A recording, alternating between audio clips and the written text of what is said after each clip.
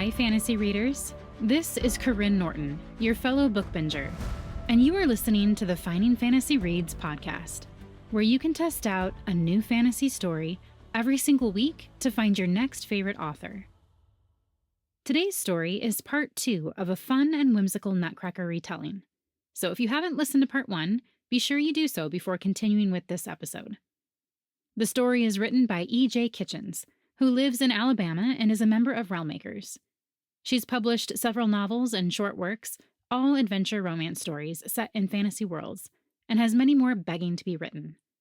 She's also the author of the nonfiction Pen to Print, A Beginner's Guide to Self-Publishing. Stick around to the end or check out today's show notes to see where you can find more from Elizabeth. For now, please enjoy A Spell's End, Part 2 by E.J. Kitchens.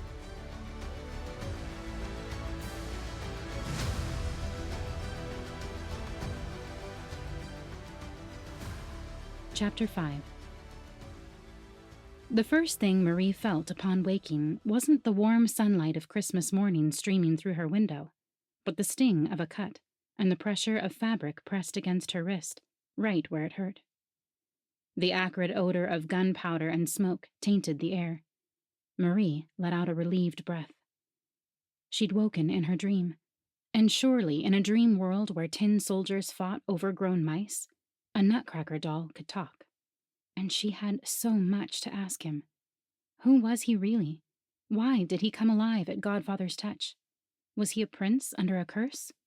Could she free him? Why did the Mouse King want them? But when she opened her eyes, it wasn't the sturdy wooden Nutcracker that stepped lightly away from her, but a man. A tall man, familiar in a way, like a younger version of her godfather, with thick brown hair instead of gray tied back at the nape of his neck. His jaw was square, though not outlandishly so as the Nutcracker's, but in a strong, manly sort of way, and he wore an elegant suit fit for a day at the king's court. He had the same blue eyes as her Nutcracker. And her in her nightclothes and her hair in wild disarray. Blushing, Marie instinctively reached down to smooth her nightgown, but when she touched it, her fingers reminded her she was in a dream. In place of her nightgown was an elegant light blue gown that matched the man's darker blue suit and light waistcoat. The prince's mouth, for who could he be but a cursed prince, quirked into a smile at her wonder, and he held out his hand. "Who are you?" Marie asked as she took his hand, allowing him to help her rise. Could she trust answers from a dream? But then, something about this night did not seem like a dream. The sensations of pain and smell and sight were too real. Yet surely it was only a dream. "I am the Nutcracker, but," he added quickly, "more than that I cannot tell you."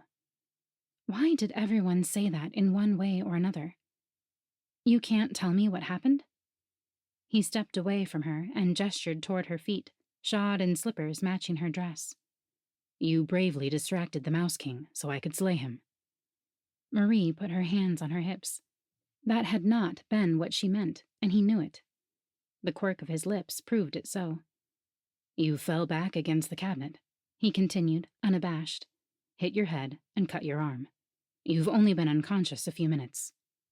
She stepped forward and held out a hand to him. "I meant to you. I've wondered ever since Godfather brought you to us. There is always something alive about your eyes." His expression sobered. He took her hand and squeezed it gently before releasing it. "The cursed are never allowed to speak of their curses, my lady." "Then pretend you're someone else and tell me in a story." "Now is a time of celebration, not of sad tales." He gave her a sideways glance. "This tale has but one bright spot, and it will fade with dawn's awakening." He held out his arm to her, and she took it. "Now, O Queen of Toys, you must attend to your royal duties. Your soldiers await your command." "My what?" Marie clutched the prince's arm as he turned her toward the center of the room. The fallen mice had been dragged away, except for their king, who lay beside her slipper, which was as large as a house now that it was back at its true size. A bit of moonlight glinted off the crowns on the Mouse King's severed heads. Marie shuddered, and quickly passed over the sight. But it was the rows of toy soldiers beyond that, all staring expectantly, which drew a sharp breath from her. "Oh no," she whispered, and tried to retreat. The prince held her firmly in place. "They fought bravely for you. You must acknowledge that and formally dismiss them to their places. But you faced down the Mouse King, Marie. You can do this. They need you to." Marie closed her mouth against her further arguments. He was right. She should, and she could. Stiffening her spine, she released his arm and stepped forward. What speech she gave she hardly knew, but the toys cheered and saluted her, and then, thankfully, turned their metallic or painted eyes away from her and marched back to their cabinet homes. Heart pounding worse than in the battle, she looked around for a chair, quickly amending that to anything to lean on for support. But when the prince nodded at her in approval, the ordeal didn't seem so bad. She even found herself straightening her shoulders once again. "What have you to do with the Mouse King, Marie?" the prince asked suddenly. Marie startled. A dream had never asked her to explain itself before. Once again, she wondered if she were in a dream. "I don't know. I never saw him before last night in my dreams, but—" She paused, considering. "It may have been suggested by magician Mouse Rink's visit. No, my father made a comment about the Mouse King and the princess's supposed curse. It must have been that." "Did Mouse Rings leave anything? Give you anything?" "No. Why?" She cocked her head, curious at the prince's earnest look. "Think," he said. "Mouse Rings dragged you into a bridge between our world and a fairy realm, where the Mouse King could find you. He can't do that without some connection on your part." "But he didn't. He—" Good heavens. She grasped her sleeve, where she'd once hidden Mouse Ring's note.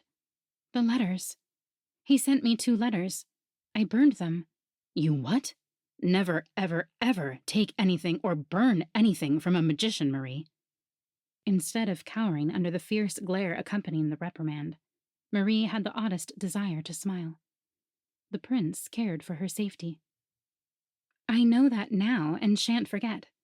But why? Why me?" The prince frowned, whether at her lack of remorse or her questions she couldn't determine. "I don't know. Unless one bite from a mouse of his, and, in some ways, you'd be like me." Marie's stomach twisted at the thought. Then another idea had her eyeing the prince narrowly. A doll in the waking world? He gave her a sad smile and turned away, walking toward the Mouse King. When he reached him, he removed each of the 7 crowns. "What are you doing?" Marie asked as she joined him. "I must return the 7 crowns to the 7 kingdoms from which they were stolen, and then, well, I must face each fairy lord. I killed a fairy king, and must be brought to account for it." "Surely no one would blame you."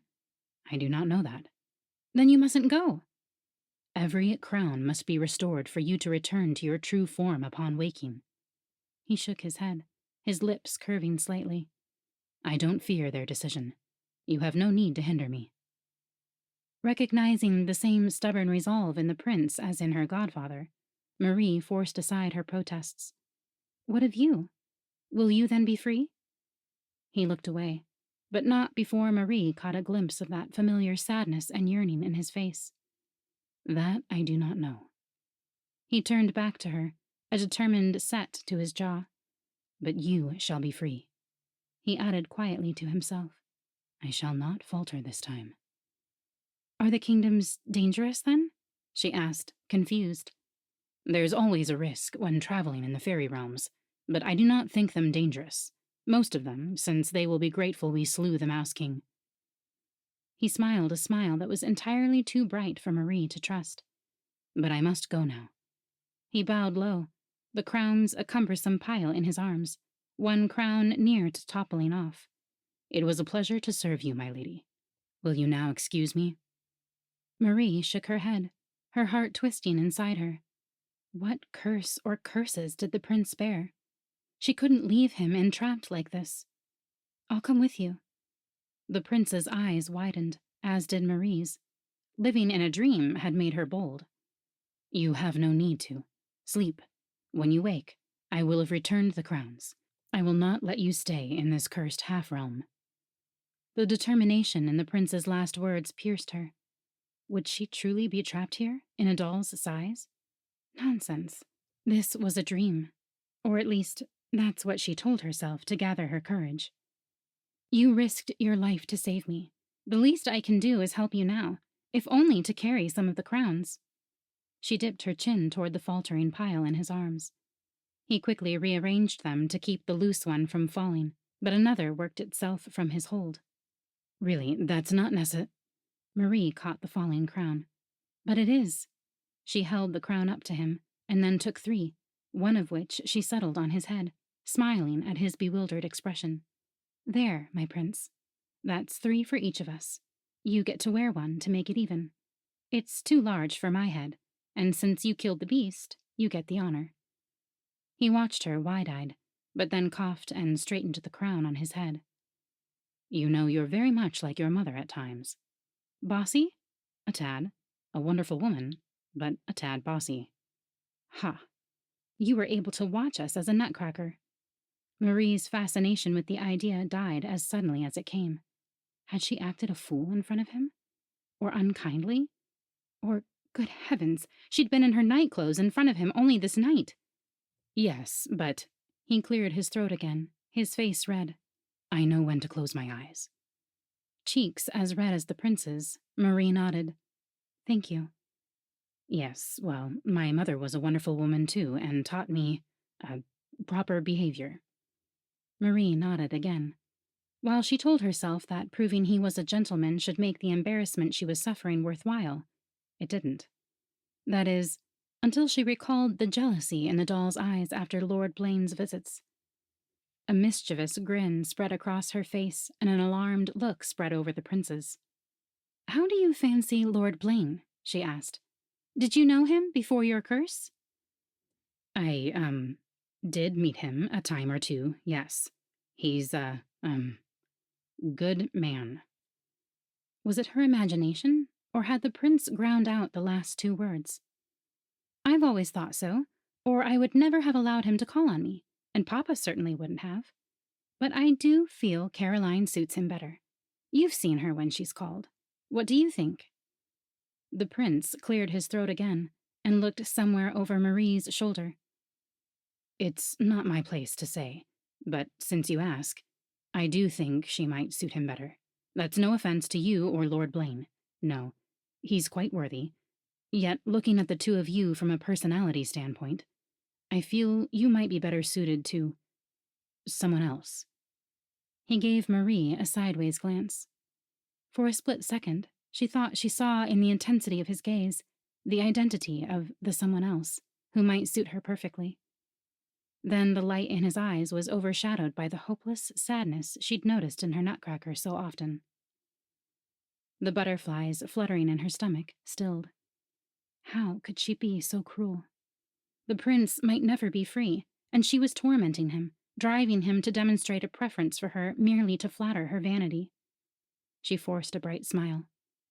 I'm glad to know someone else thinks as I do on the matter. Tell me about these kingdoms we'll visit. You're determined to come? He asked, his expression unreadable. Marie hesitated, aware now of what she was asking. Her presence would be a reminder of all he'd lost through his curse. Was it possible he'd consider her company worth the pain? I don't want to be a burden to you. I should stay. Here are the crowns back. I'm sorry I took them. Marie. The command in the prince's voice stilled her stumbling words and forced her to meet his gaze. He smiled, not a smile of mirth or cynicism, but a deep, warm kind that always seems a rare gift. Her heart stuttered as he bowed and held out his hand. Would you accompany me to the fairy realms? I would treasure your company. Marie's eyes gave the prince his answer, as did the blush brightening her cheeks. He offered her his arm, and carefully adjusting the crowns, she slipped her arm through his. You asked what the fairy kingdoms were like, he said, leading her toward the fireplace. They're like... The wildflower you find one day in the rose garden you've walked 100 times before.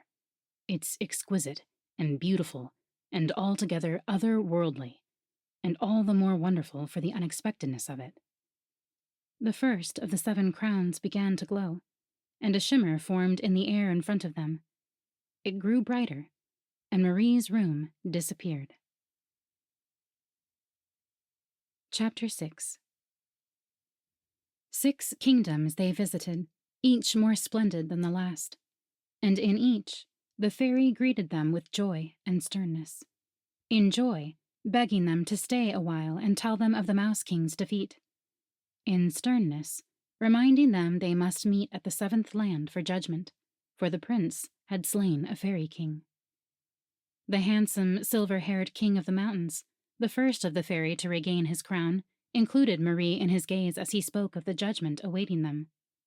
The prince stiffened beside her, drawing Marie closer to his side. A chill swept down her. "Why did you look at me so?" she asked. "I will not desert the prince. I will be a witness for him. He has done no wrong." "Your Highness." The prince stepped between her and the fairy lord, an alarming hardness to his voice. "I killed the Mouse King. I alone will take responsibility, if punishment is deemed necessary." Marie sputtered. He alone? No one was going to condemn her prince, or her if she read his concern aright. She moved to his side, taking his hand as she sent a glare to the fairy. She fancied a quirk of the fairy lord's lips before he fixed his stern gaze on her prince. "But you did not kill the Mouse King alone, as you know." The prince scowled at the king, but then gave a sigh of defeat. "The dust of a pure maiden's slipper removes a fairy's protection. If Miss Stahlbaum had not kicked one Mouse King and hit the other with her slipper, I could not have harmed them." Marie gasped. "But she didn't know," the prince continued, "and even I didn't remember until later. She can't be held accountable for it." "We shall see." The king smiled wryly at the prince. Then his expression turned musing. "You did not remember, but still you fought the Mouse King in what you thought was a hopeless fight for time till your lady might awake safely. You fought with no hope for self or glory." The king of the mountains paused, and the prince bowed his head under the king's intent look. "You have changed since your last encounter with the Mouse King." Again he paused, drawing the prince's head back up. "But enough?" He gave Marie a quick glance, the action dragging the prince's gaze to her as well. The prince's expression shuddered. The king continued, a paternal smile softening his features. "You will have nothing to fear when the fairy kings meet. Neither of you." In each kingdom, the lords and ladies implied the same to Marie's relief. Yet still, she sensed a burden on her prince's heart. When she asked about it, he only replied that the cursed were not allowed to speak of their curses. Thus, in each kingdom, Marie made bold to pull the queen aside and ask how she might break the prince's spell. "How much do you value the prince's heart?" each asked. "Would you take him if he weren't as you see him now, the handsome prince?" "As a doll?" she asked, taken aback. "No, child, not as a doll. The Mouse King is dead. That curse is broken, if he accepts it." Accepts it? Marie found she could give no answer, could not determine what they meant. But as the journey grew longer, and she began to know the prince better, she wondered if she did know after all. In the 7th kingdom, the fairy lords met. 6 kings, 6 golden crowns. The 7th crown they took from Marie and her prince, and then bade them speak. Together they told once more their tale, of Mouse Rinks and the king and the slipper, of the final stroke of the Nutcracker's sword. Though her heart pounded as the lords gathered alone, the king of the mountains proved truthful. They had nothing to fear. And in token of the honor due them for freeing the 7 fairy kingdoms from a cruel overlord, the fairy kings appointed them to crown the new king of the 7th realm, the Mouse King's home. As the coronation drew near, Marie noted, for the first time in her journey through the fairy realms, the sky beginning to darken with the soft pinks and purples of a glorious sunset. Unease mingled with pleasure at the sight, but Marie couldn't recall why it should be so. The preparations made, the King of the Mountains escorted Marie and the prince, the last crown in his hand, to the chestnut-brown fairy mouse sitting uneasily on his new throne. The ceremony began. Marie's gaze met the prince's as they held the crown over the fairy's head. The peace there sent a jolt through Marie, even as she automatically lowered the crown with him to the new king's head. They'd returned all the crowns. As he'd vowed, the prince had seen to the end of her curse. She would soon sleep in the fairy realm and wake in her own. But in that moment, Marie knew her dreams were as real and full of enchantment as the fairy realms to which Ernst Drosselmeyer had disappeared so long before. And she knew she wasn't ready to leave them. The fairy burst into applause as their new king rose, his crown glittering in the dusky light. But the sound dimmed as Marie's vision darkened. The prince caught her as her legs buckled. "Please, not yet," she pleaded with the 7 kings, but they shook their heads. Twisting to find her prince's face, Marie blinked, trying to force her eyes to focus, her tongue to speak, but she couldn't. As sleep claimed her, the prince kissed her, and it was goodbye. Light hit Marie in the eyes, and she woke with a start, the blood draining from her face as she looked around. She was back in her bed. Across the room, the Nutcracker stood guard upon her cabinet, his eyes blank. Chapter 7. Marie flung herself back onto her pillow. It couldn't have been a dream. The Nutcracker prince had been so real, like someone she'd known, like someone she wanted to know better. The only person who could hold up against her image of Ernst Drosselmeyer and not be found lacking. Marie looked around again and groaned. It was only a dream. Don't be a fool, Marie. Things like that don't happen, not to you. She lay still a moment, reliving the dream with bittersweet sadness, determined never to forget it, when the stinging of a cut drew her attention to her arm. The handkerchief that had been around the Nutcracker's jaw was around her wrist. Hadn't the prince put it there himself after she cut her arm on the broken cabinet? She searched out the cabinet. The bottom pane was broken. She eased out of bed, watching for glass and grateful once again she had gone to bed with her slippers on. But when her feet emerged from under the covers, one foot was bare. She hobbled over to the other slipper as it lay on the floor and slipped her foot into it. Her stomach roiled at the sight of the headless mouse beside it, even as the additional evidence filled her with hope. Her Nutcracker was real. That had to be why Godfather was so concerned about him. She would demand to know about his curse. Godfather could have no reason to hide the truth now. Between the two of them, she was sure they could free the Nutcracker prince. After all, the fairy queens hadn't exactly said she couldn't free him. Only they hadn't exactly said how she could. Marie carefully brushed aside the broken glass in front of the cabinet with her slippered foot and was about to pick up the Nutcracker when her bedroom door flew open. Fritz and Isabel barged into the room. "Marie!" they cried. "You aren't dressed yet? Hurry up and come downstairs so we can open presents." Isabel grabbed Marie's arms and pumped them up and down. "Please?" Marie turned from Isabel's pleading face to the Nutcracker and back, her shoulders slumping in defeat. "All right." "Yay!" Isabel hugged her, and then she and Fritz dashed from the room.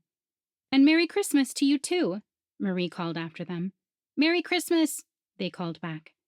After turning the Nutcracker around, Marie hurriedly dressed and joined the family downstairs for the exchange of gifts and the Christmas breakfast. For the first time in her life, Marie barely noticed her gifts. "Is everything all right?"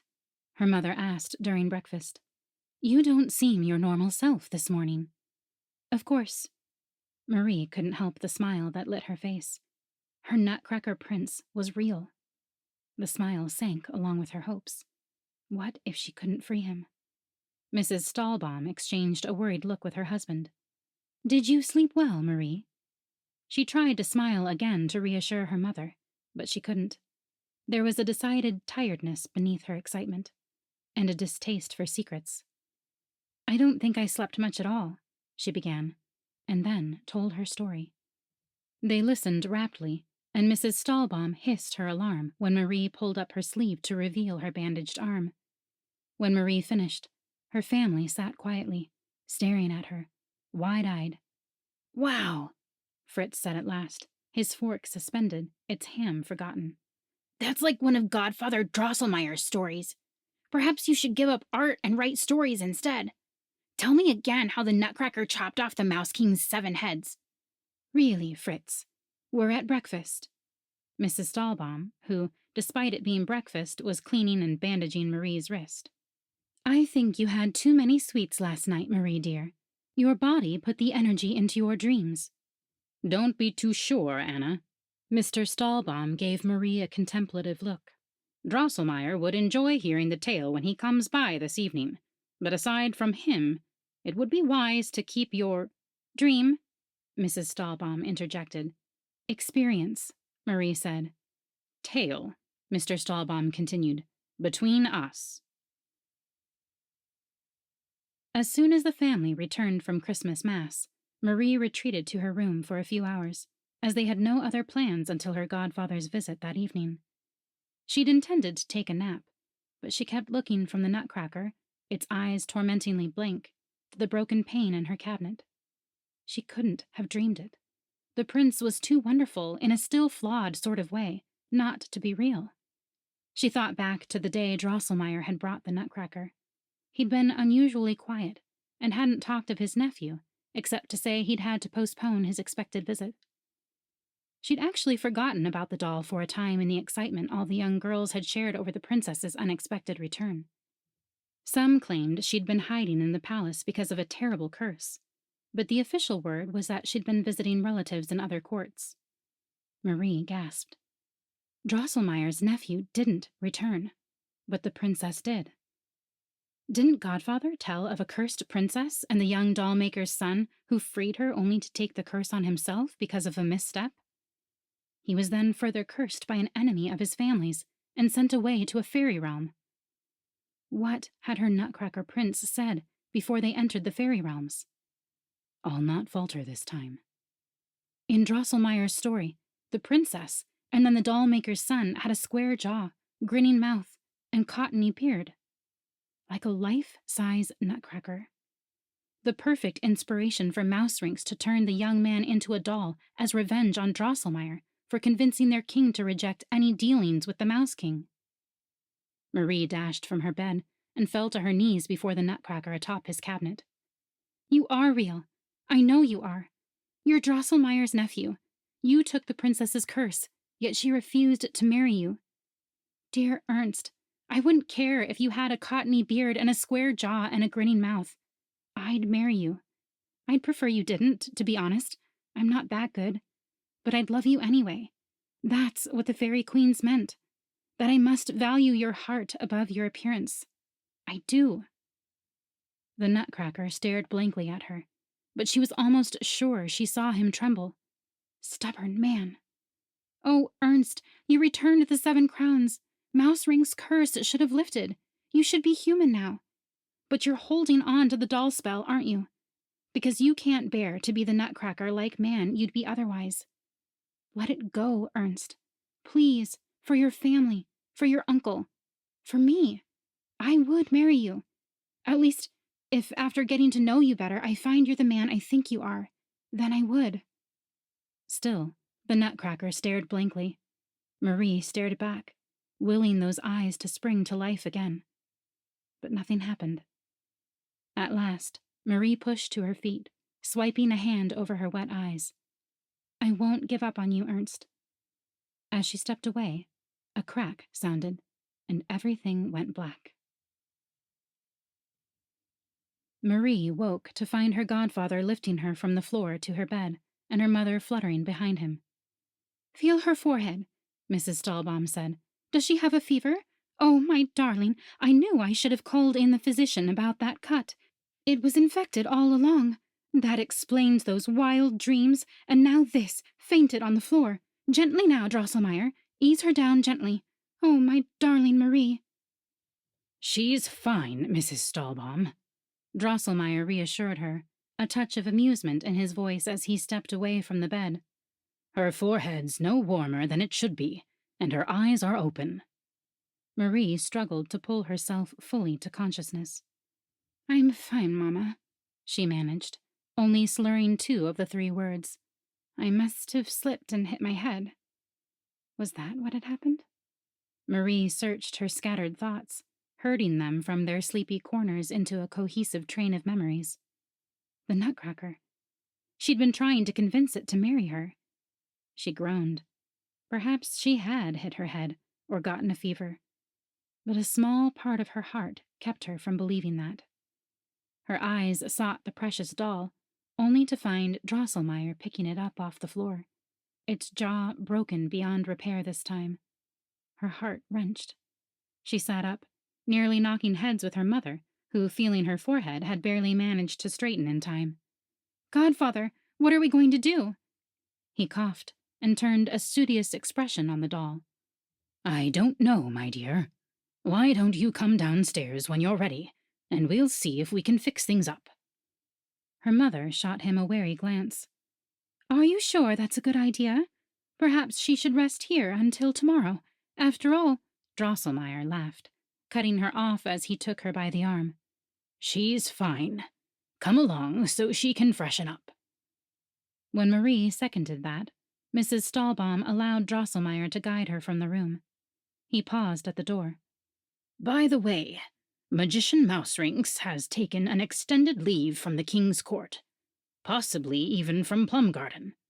Apparently, he and the Mouse King intended to lure me to my doom in the fairy realms by stealing some valuables from me. But their plans misfired. With that, he was gone. Within a quarter of an hour, Marie's foot touched the carpeted floor at the base of the stairs and paused. Godfather hadn't specified which room. There you are, darling. Mr. Stahlbaum kissed Marie on the forehead as he met her at the base of the stairs. Drosselmeyer's waiting for you. Before she could ask where, he took her elbow and turned her gently toward the library. Marie looked from the closed library door to her father, her eyebrows raised. The corners of Mr. Stahlbaum's mouth kept trying to curve up, but he seemed determined to push them down again. He coughed, his mouth dipping into a brief scowl. You have 5 minutes to sort out this Nutcracker business, and then I expect you both in the drawing room to await dinner. Understood? Marie blinked and glanced down the hallway to the grandfather clock in its corner near the dining room. In 5 minutes, it would still be an hour until dinner. Yes, Papa. Good girl. He patted her on the arm, then strode off toward the drawing room. Marie watched him go in and then shook herself and hurried into the library. Godfather, she began as she closed the door behind her and turned to face the room. Have you noticed something odd about Papa this... A young man, tall as her godfather, with thick brown hair tied back at the nape of his neck, startled, and turned to face her, the Nutcracker doll in his hands. He had the same blue eyes as the doll, but his face was as handsome as the doll's was odd. Marie's heart stopped, then pounded back to life as if it had years of missed beats to make up for. She glanced from the doll to the man she'd daydreamed of for years, and dreamed of in an enchanted sleep, and couldn't think of a single sensible thing to say. Papa told me Drosselmeyer was here, she managed at last, but he didn't tell you which one. Ernst Drosselmeyer finished for her, a smile on his lips that reminded her of one her prince had given her. He stepped toward her. Do you mind? She shook her head, but when his brows furrowed, she mustered her thoughts and grinned.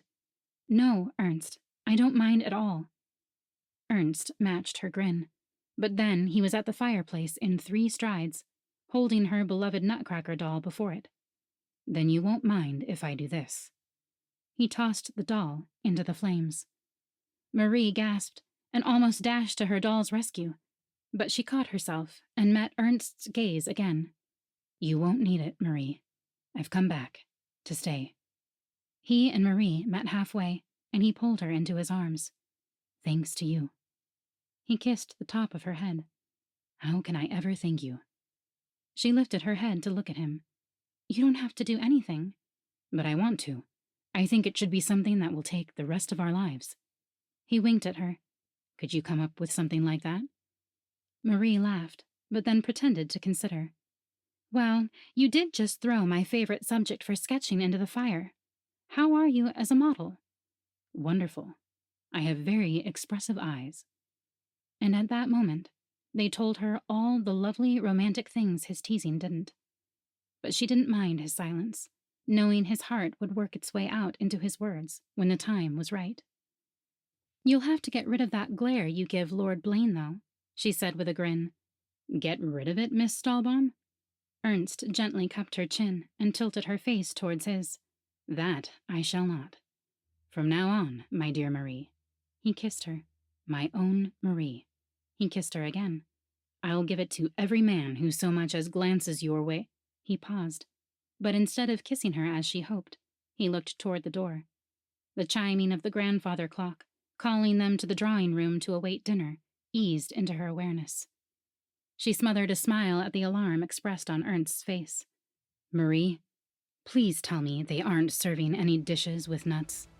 I really think I might have an allergy.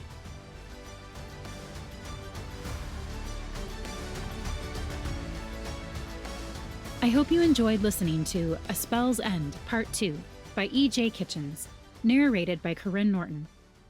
If you want to read more by Elizabeth, go to ejkitchens.com to find more of her books. You can still sign up for her newsletter to snag a second Nutcracker retelling with a whole new spin on the story, since we still have a couple more days before Christmas.